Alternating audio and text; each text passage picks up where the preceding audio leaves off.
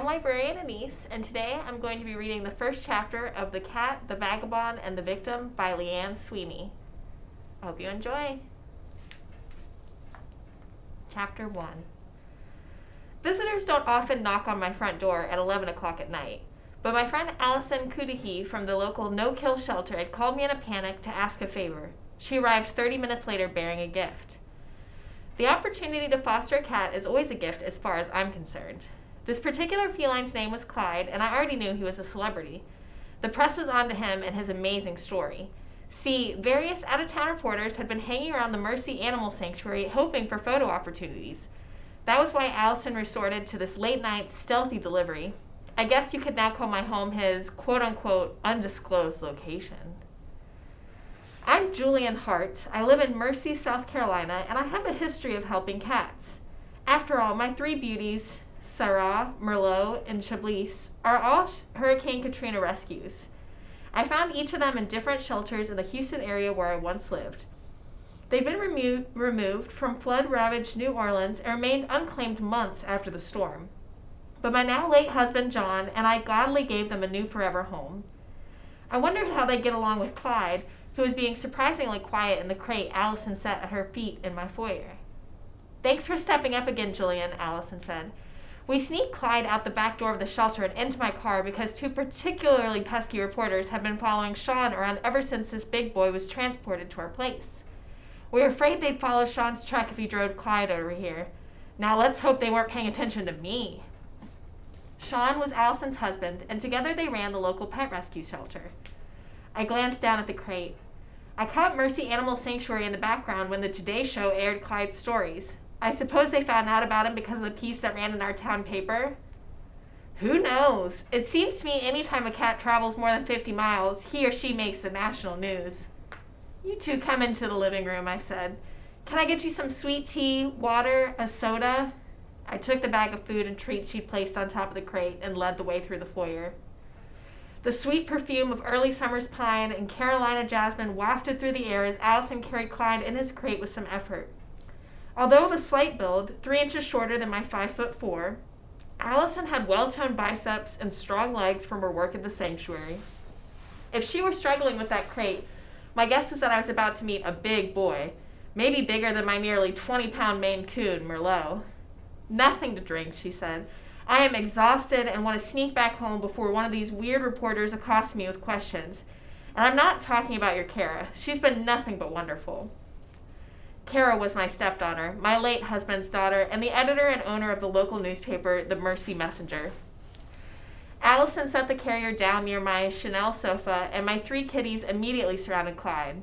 Sarah is a sorrel Abyssinian, Merlot is a red tabby Maine Coon, and Chablis is a Seal Point Himalayan. I heard no growling coming from inside the crate, unusual, but a relief. Maybe Clyde would fit in here quickly. I turned to Alison. "So you're not upset that Kara broke the story about Mr. Jeffrey and Clyde in the Messenger?" "Of course not. It's those out-of-towners who bother me. It all started as a simple human interest piece as far as Kara was concerned." Alison knelt by the carrier. Shaun was happy to talk to her about Clyde, even though he'd rather be speaking with dogs, cats, or birds. Who knew the major networks would run with this? Maybe that's because it doesn't quite have a happy ending yet. "It is sad about Mr. Jeffrey's death, and how poor Clyde never made it home in time to be with his friend," I said. "But Candace won't tell me much about what they found at the man's house, except to say that if it were not for Clyde, his body would still be lying there undiscovered." Deputy Candace Carson, a local police officer and my best friend, was investigating the man's passing. Kara reported that his death was assumed to be from natural causes, but the coroner had not released an official report. Only 3 days had passed, though. Maybe tomorrow we'd know more. Alison rested a loving hand on top of the crate. "Norm, poor Clyde's best buddy is gone, and I know this guy feels the loss." "I'm not sure I understand why Mr. Jeffrey, Norm, placed Claude away from his home," I said. "He sent him to stay with his sister or nephew, right? At least those are the 2 people in the news I saw giving interviews." She nodded. "Clyde was supposedly with the sister, a woman named Millicent Boatman. That other person on TV was her son, Dirk. Anyway, Mr. Jeffrey took the cat down to Hilton Head where the Boatman woman lived 2 months ago, but Clyde ran off. Then he showed up on Norm's doorstep several days ago and raised a ruckus. Woke the neighbors, who wondered why in the heck Norm didn't hear his old friend meowing at the door. I peered into the crate and said, "But there was no waking your friend, huh, buddy?" Clyde, a gigantic orange tabby with the kind of upturned mouth that looks like a perpetual smile, blinked at me. This boy had traveled more than 200 miles to get home. A combination of sorrow and admiration created a lump in my throat. Alison said, "Shaun is not inclined to hand this cat back over to the sister without first talking to her away from the cameras. He wants to know how Clyde escaped from her house. And would you believe she hasn't even shown up in Mercy yet? Too busy giving interviews to CNN, I guess." "And I gather they're still thinking Mr. Jeffrey died of natural causes," I said. "Far as I know, the man did have cancer." She whispered the last word. "Didn't know what kind. Not sure I want to know." Alison's eyes filled as she fixed a short, burnished wave of hair behind her ear. I said, "I guess Mr. Jeffrey must have been too frail to care for this big fella. Anyway, I promise to heap tons of love on him if he'll let me." I was feeling the need to comfort both Alison and Clyde now. This guy knew his owner was ill and he needed to go home. I watched Sarah, my bravest kitty, nose in the clothes to the carrier door. Kara kept anything she knew about Mr. Jeffrey's private medical issues out of the paper, Alison said. But those reporters must have gotten someone to talk, like this Melissa person, maybe? Chablis rubbed across Alison's knee, her curiosity about Clyde satisfied for now. Besides, she knew Alison needed a little comfort. Alison sat cross-legged on the floor so Chablis could climb into her lap. "Do you know that Norm adopted Clyde from us?" She stroked Chablis, who closed her eyes and raised her chin to offer her throat. Alison complied and stroked it. "I have no idea." I pushed 2 fingers through the carrier grate to let Clyde sniff my fingers. "When was that?" "Clyde walked right up to our sanctuary door a couple years ago," she said. "Of course, he was a kitten and a third the size he is now. You can imagine our surprise when Candace brought him back to us the other day. We recognized him right away by his smile." I shook my head, troubled. "All they want to talk about on the news is Clyde's voyage home. I heard next to nothing about poor Mr. Jeffrey and how he probably missed his cat during his illness." Alison said, "Thing is, it's not all that amazing for a cat to travel long distances to return home. Those TV folks don't understand the true feline nature if they think it's odd." The passion for animals that both Alison and Shaun felt came through in her voice. "Animals love with all their hearts. There's a few humans I know who could take a lesson from them." "That's for sure. But I don't understand why those reporters are still hanging around. I mean, the story's over, right?" "Oh no, not over yet. One of those reporters was shouting at my husband this morning, yelling that he knew Shaun wasn't in a hurry to turn over the cat to Millicent Boatman." She shook her head in annoyance. "How could they possibly know?" I said. "No, that was a silly question. The folks in Mercy do love to talk." "True," she replied. "As far as Shaun is concerned, this cat will not be turned over to a woman who couldn't hang on to him, so I'm sure there'll be a bit of a disagreement over who gets possession of Clyde. Like anyone can really possess a cat." She grinned, and it warmed my heart to see her lovely smile. "You got that right," I said. "Anyway, the story continues. Candace says, and you know how thorough Candace is when it comes to an investigation.